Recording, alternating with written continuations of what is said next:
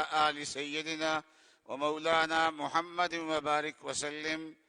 أما بعد، فأعوذ بالله من الشيطان الرجيم. بسم الله الرحمن الرحيم. وأنفقوا مما رزقناكم من قبل أن يأتي أحدكم الموت فيقول رب لولا أخرتني إلى أجل قريب فأصدق وأكن من الصالحين. صدق اللہ العظیم وصدق رسولہ النبی الکریم. بزرگان محترم اور برادران عزیز، آج سن 2021 دسمبر کی آخری تاریخ ہے. آج یہ سال پورا ہو رہا ہے اور رات کو 12 بجے سے نئے سال کا آغاز ہو جائے گا. اور اس موقع پہ دنیا میں تقریبات منائی جاتی ہیں، آتش بازی کی جاتی ہے، اور یہ رات کا وہ حصہ جب سال ختم ہو رہا ہے، نیا سال شروع ہو رہا ہے، تو بڑی دنیا کے اندر اودھم مچائی جاتی ہے. لیکن اس موقع پہ مسلمان کو کیا کرنا چاہیے؟ تو چند کرنے کے کام ہیں. پہلا یہ ہے کہ انسان کو اپنی گزری ہوئی زندگی کا احتساب کرنا چاہیے کہ میں دنیا کے اندر آیا ہوں، آخرت کو سنوارنے کے لیے اللہ تعالیٰ نے بھیجا ہے. کام بہت بڑا لے کے آیا ہوں اور وقت بہت تھوڑا لے کے آیا ہوا ہوں. اور اگر میں اپنے مقصد کو بھول گیا اور اسی حالت میں موت آ گئی، پھر تمنا کریں گے لیکن اس وقت تمنا کرنے کا کوئی فائدہ نہیں ہے. قرآن پاک میں ہے، حق تعالی شانہ فرماتے ہیں کہ وَأَنفِقُوا مِمَّا رَزَقْنَاكُم مِّن قَبْلِ أَن يَأْتِيَ أَحَدَكُمُ الْمَوْتُ. موت آنے سے پہلے اللہ کے راستے میں خرچہ کر لو جو خرچ کرنا ہے. جب موت آئے گی پھر اللہ میاں سے کہے گا لولا اخرتنی الی اجل قریب، یا اللہ تھوڑی سی مہلت اور دے دے،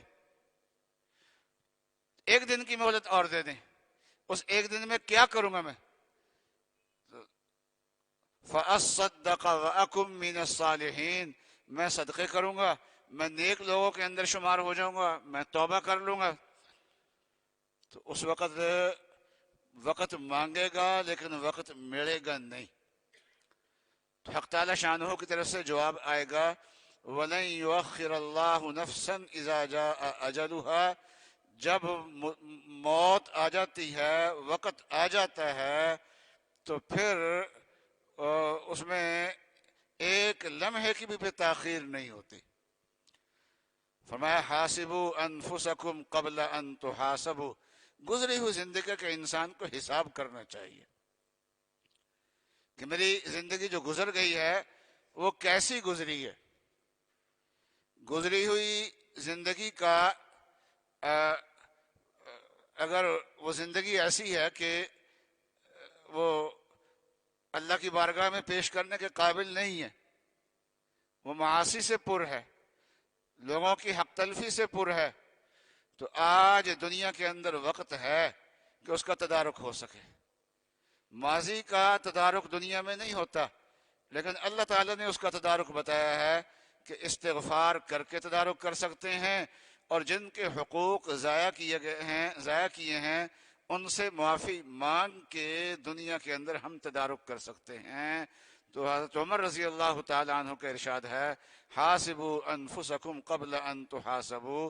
تمہارا حساب ہونے سے پہلے جو ہے وہ اپنا حساب کر لو، کیونکہ اللہ کے ہاں جب جا کے حساب دیں گے پھر وہاں کا حساب جو ہے وہ جیسا ہے ویسا ہوگا. خود حساب کریں گے تو آج گناہوں کی معافی مانگ لیں گے.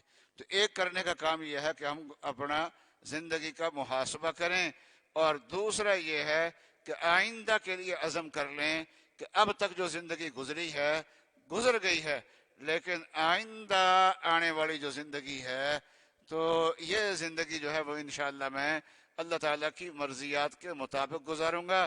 زندگی کے قیمتی ترین لمحات کو میں ضائع نہیں کروں گا. یہ کوئی ضروری نہیں ہے کہ موت جو ہے وہ بڑھاپے میں جا کے آئے، جوانوں کو بھی موت آ جاتی ہے، اور بلکہ جوانوں کو جو دل کی تکلیف ہوتی ہے تو آنن فانن ہسپتال پہنچنے سے پہلے ہی اللہ کے پاس پہنچ جاتے ہیں۔ بوڑھوں کو پھر مہلت مل جاتی ہے، وہ ہسپتال پہنچ جاتے ہیں تو علاج معالجے کا ان کو موقع مل جاتا ہے بس اوقات، اور کبھی بیمار جو ہے وہ لمبی زندگی پا جاتا ہے، اور کبھی تندرست جو ہوتا ہے ٹھیک ٹھاک انسان ہوتا ہے، اور اچانک خبر ملتی ہے، سننے والے بھی حیران رہ جاتے ہیں۔ تو یاد رکھیے آ گئے ہیں، آنا بھی ہماری مرضی سے نہیں، جانا بھی اپنی مرضی سے نہیں۔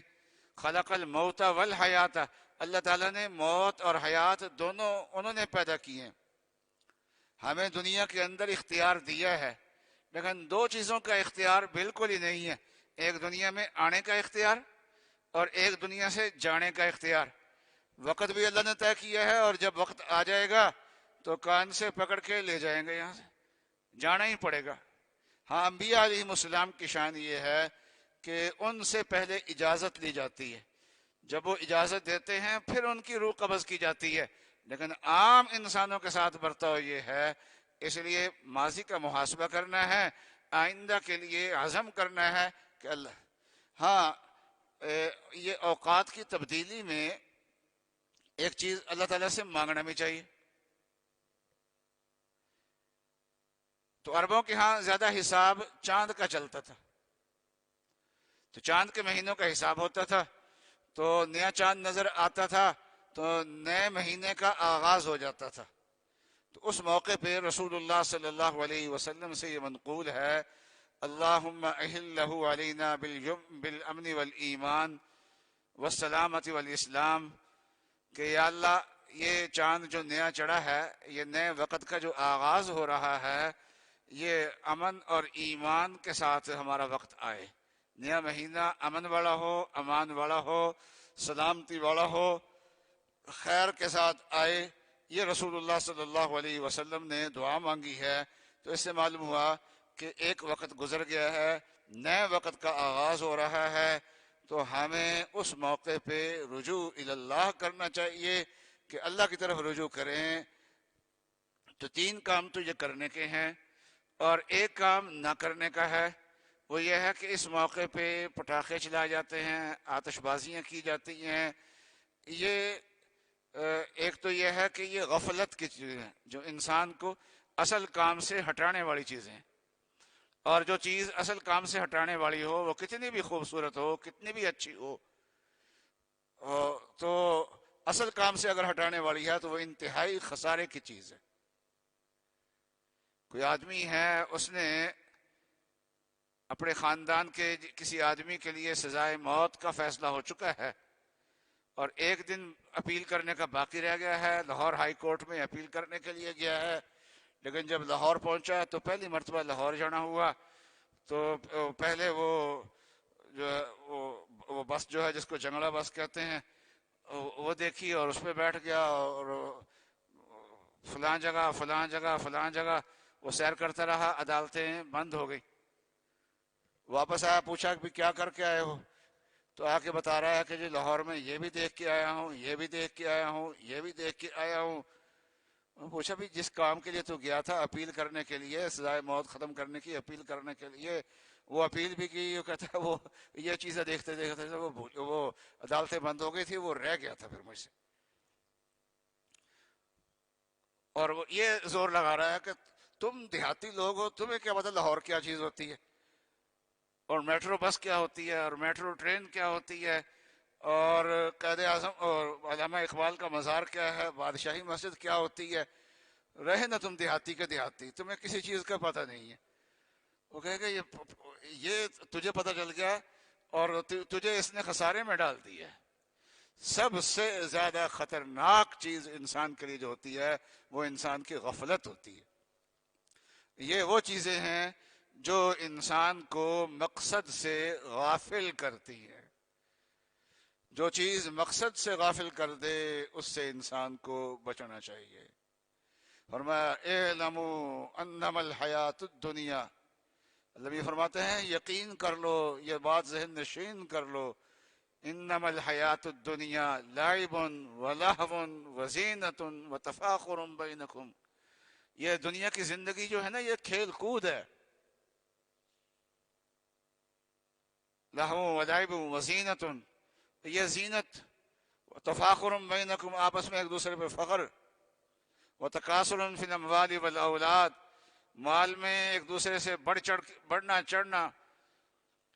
اور فرمایا کہ یہ ایسا ہی ہے جیسے بارش ہوتی ہے، کھیتی اگتی ہے تو سرسبز ہوتی ہے، لہلہا رہی ہوتی ہے، لیکن اس کھیتی نے ہمیشہ ایسا نہیں رہنا. ایک وقت آتا ہے کہ وہ پیلی پڑ جاتی ہے، پھر وہ ایسا ہوتا ہے کہ ریزہ ریزہ ہو جاتی ہے، ان کو کاٹ دیا جاتا ہے، کاٹنے کے بعد وہ ریزہ ریزہ ہو جاتی ہے. تو جیسا اس سبزے کا حال ہے، اس کھیتی کا حال ہے جو ایک وقت میں بڑی خوشنما تھی اور ایک وقت آیا کہ اس کا ستیہ ناش ہو گیا، ایسے یہ دنیا کی زندگی ہے. تو یہ چیزیں جو ہیں یہ انسان کو آخرت سے غافل کرنے والی چیز ہے، اور جو انسان کو آخرت سے غافل کر دے ان چیزوں سے بچنا چاہیے. اور ان چیزوں میں ایک نقصان دوسرا یہ ہے کہ یہ غیر مسلموں سے مشابہت ہے، اس لیے بھی ان چیزوں سے بچنا چاہیے. اور تیسرا یہ ہے کہ یہ جو تقریبات منائی جاتی ہیں ان کا عروج معصیت پہ ہوتا ہے، اور چھوٹی معصیت میں نہیں، بڑے بڑے معاصی پہ ہوتا ہے. شراب نوشی پہ ہوتا ہے، اور حضرت صلی اللہ علیہ وسلم نے فرمایا شراب سے بچنا، اور فرمایا کہ یہ ہر برائی کی جڑ ہے. جب انسان شراب پی لیتا ہے عقل ماری جاتی ہے، تو شراب پینا تو بذات خود ایک گناہ ہے ہی ہے، لیکن جب مت ماری جاتی ہے تو پھر بہت سارے گناہ سے ہوتے. اور پھر آگے بدکاری وغیرہ کتنی چیزیں ہیں، بے پردگی، اور پھر یہ رات کے حصے میں جب سب کچھ کرا کے جب سوتے ہیں تو یہ وہ وقت ہوتا ہے جس وقت اللہ میاں پکار رہے ہوتے ہیں کہ مجھے راضی کر لو، اس وقت یہ پھر سو رہے ہوتے ہیں، فجر کے وقت سو رہے ہوتے ہیں. تو بہرحال یہ کفار کا شعار ہے. یہ جو مہینے گزر رہے ہیں، سال گزر رہے ہیں، تو یہ تو عبرت کا سامان ہے. عبرت کو تماشا بنا دیا، جگہ جی لگانے کی دنیا نہیں ہے، یہ عبرت کی جا ہے، تماشا نہیں ہے. تو یہ تو عبرت کی چیز تھی، اس سے تو ہمیں عبرت حاصل کرنی چاہیے تھی، ہم نے اس کو تماشا بنا دیا. حضرت جابر رضی اللہ تعالی عنہ فرماتے ہیں کہ رسول اللہ صلی اللہ علیہ وسلم نے فرمایا ہذہ الدنیا مرتحلۃ ذاہبہ، کہ یہ دنیا جو ہے یہ کوچ کر کے جا رہی ہے. وہذہ الآخرۃ مرتحلۃ قادمہ، اور یہ آخرت قدم بقدم ہماری طرف کو آ رہی ہے. اور فرمایا وَلِكُلِّ وَاحِدٍ مِّنْهَا بَنُونَ، تو اس کے کچھ ہر ایک کے کچھ متوالے ہیں، کچھ دنیا کے کچھ آخرت کے. فرمایا فَإِنِ اسْتَطَعْتُمْ أَن لَا تَكُونُوا مِن بَنِي الدُّنْيَا فَافْعَلُوا، کہ دنیا کے متوالے نہ بڑھنا، دنیا کے طالب نہ بڑھنا، اس لیے کہ فَإِنَّكُمْ الْيَوْمَ فِي دَارِ الْعَمَلِ وَلَا حِسَابِ، آج تم دار العمل میں ہو، آج حساب کوئی نہیں ہے.